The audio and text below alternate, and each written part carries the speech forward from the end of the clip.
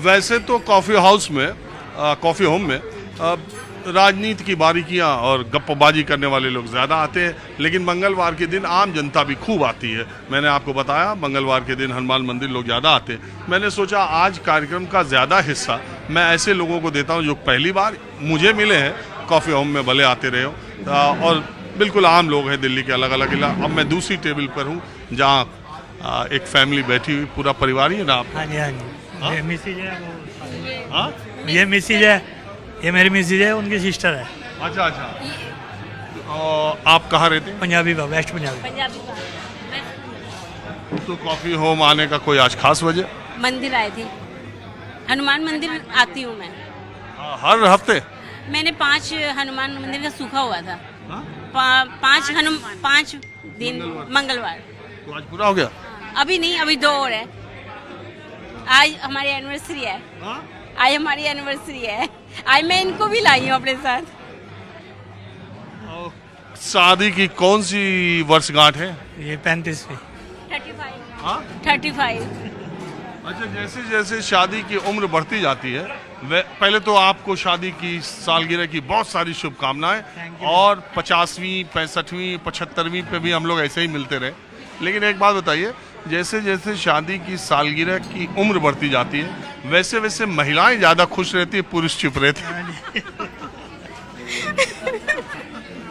क्या ऐसा है, कहना ज्यादा मानना पड़ता है। पहले तो हम पे चला दी शुरू में, अब 30 साल बाद ये सुनते हैं ना।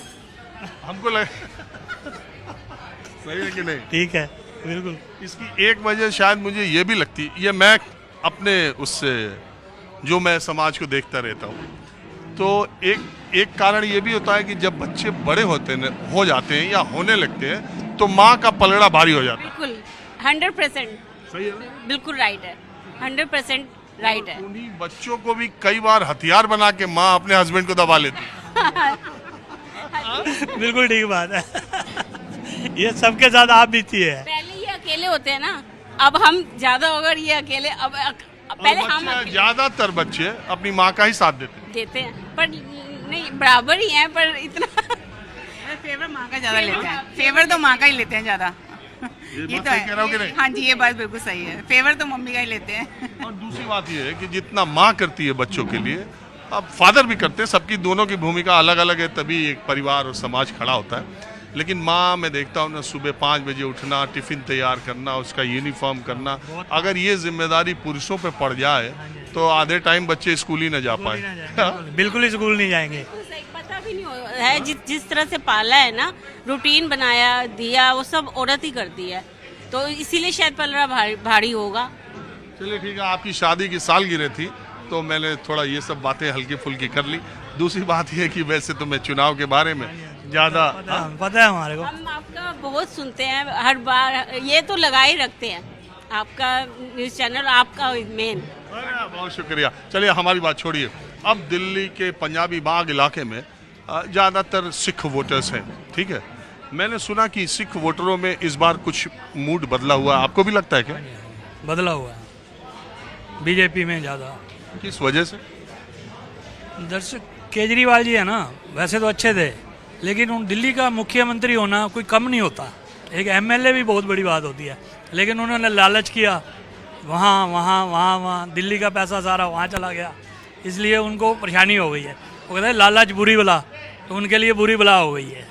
नहीं तो ठीक था, ऐसी कोई बात नहीं थी, लेकिन अब वो अपने आप ही उन्होंने अपना हल्का करके और बीजेपी को भारी कर दिया है। यानी आप कह रहे हैं कि दिल्ली से जो बाहर निकलने का उन्होंने सोचा, उसकी वजह से दिल्ली में वो कमजोर हुए। हाँ। लेकिन पंजाब में तो सरकार बना ली। कोई वो ना बनाना वहाँ पे इतना नशा हो रखा है। मैं पंजाब में रिलेटिव रहते हैं, हर बच्चा अपने आप को सुई लगा रहा है वहाँ।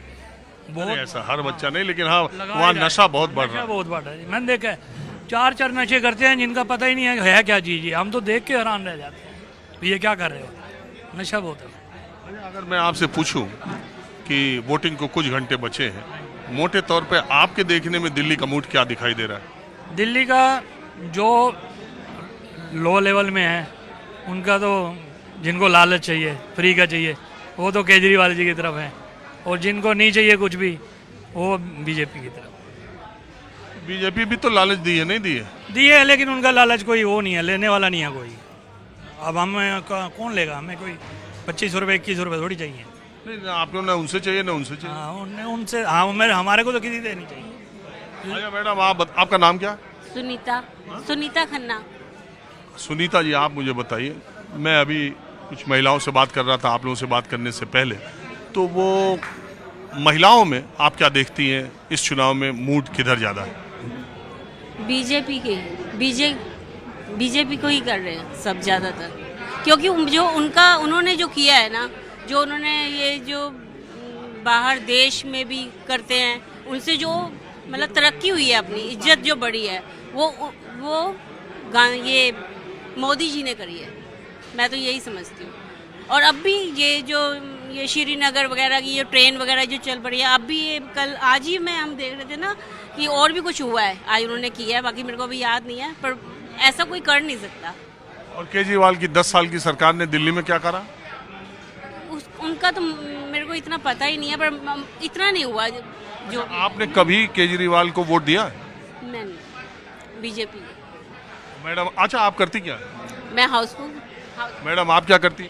हाउस वाइफ तो दीदी जीजा जी के मैरिज एनिवर्सरी में आप भी शामिल हो गए। सेलिब्रेट करना है। एक बहन और भी थी, वो उसकी ट्रेन वो लेट हो रही थी, तो इसलिए वो चली गई, नहीं वो भी होती। हम 3 सिस्टर हैं।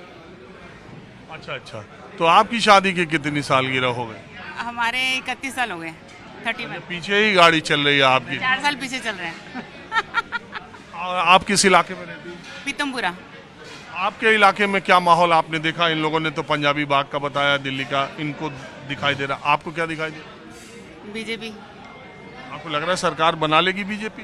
बिल्कुल बनाएगी, बिल्कुल बनाएगी, क्योंकि इस बार उन्होंने इतना बुजुर्गों के लिए भी आयुष्मान ये वो कितना कुछ किया है। मतलब अभी तो सीतारमन जी ने भी वो टैक्स भी थोड़ा अच्छा रिजनेबल दे दिया है सबको। वो बजट बहुत अच्छा दिया, टैक्स 12 लाख तक फ्री कर दिया। उसके बाद भी बच्चों को काफ़ी कंफर्टेबल हुए हैं बच्चे, जो MNCs में हमारे बच्चे काम करते हैं, थोड़ा उनको बेनिफिट हुआ है। खुद ही बता रहे थे, मम्मी नहीं थोड़ा पहले 30% पे था, अब थोड़ा और कम में, अब 5% कम पड़ जाएगा, ये वो बच्चों को थोड़ा बेनिफिट हुआ है। चलिए ठीक है, आप लोगों ने बात की। योगी जी ने जो किया है ना इस बार प्रयागराज में, वो देख के तो बहुत खुशी हुई है। वो तो वहाँ कुंभ में इतनी भगदड़ हो गई और आंकड़े छुपाए जा रहे हैं, उनके ऊपर बात है कि वो तो पब्लिक की भी गलती है, पब्लिक की गलती। अपने से अपनी जान देता मैडम। वो जो सोए हुए थे ना, जो सोए हुए थे या कुछ था, उसमें हम उनका नहीं, लेकिन उन्होंने इंतजाम बहुत किया था। इंतजाम तो जब कुंभ हो रहा है, हजारों साल से हर बार इंतजाम होता है, लेकिन जब भगदड़ होती है, जब इस तरह से मौतें होती हैं, पहली बात तो ये कि पहले अफवाह कहा गया, दूसरी बात कि मौतों का आंकड़ा नहीं सार्वजनिक हुआ, तीसरी बात बहुत सारी चीज़ें आ जाएंगी कि उसको दबाया जा रहा है। मैं मानता हूं कि वहाँ पर भीड़ बहुत ज़्यादा थी, और इतनी भीड़ पे 10 करोड़ लोग इकट्ठा हों, 3 लाख पूरे उत्तर प्रदेश के पुलिसकर्मी हैं, अगर सारे जिलों के उतार के भी लगा दिए जाएं तो भी नहीं है। लेकिन फिर भी देखो, अपना कोई भी जो व्यवस्थापक होता है, व्यवस्था में कमी आने पर उंगली उसके ऊपर उठती है। और बाकी आप अपनी फैमिली का कोई प्रोग्राम हो ना, तो उसमें 500 बंदों को भी संभालना मुश्किल हो जाता है। तो कहना तो आसान है, किसी को मतलब वो अलग अलग बातें हैं। बहरहाल कुंभ की बात अभी नहीं करते हैं, आज दिल्ली की बात करते हैं। कुंभ में जाने वाला हूँ, अब अभी कुछ और लोगों से बात करता हूँ।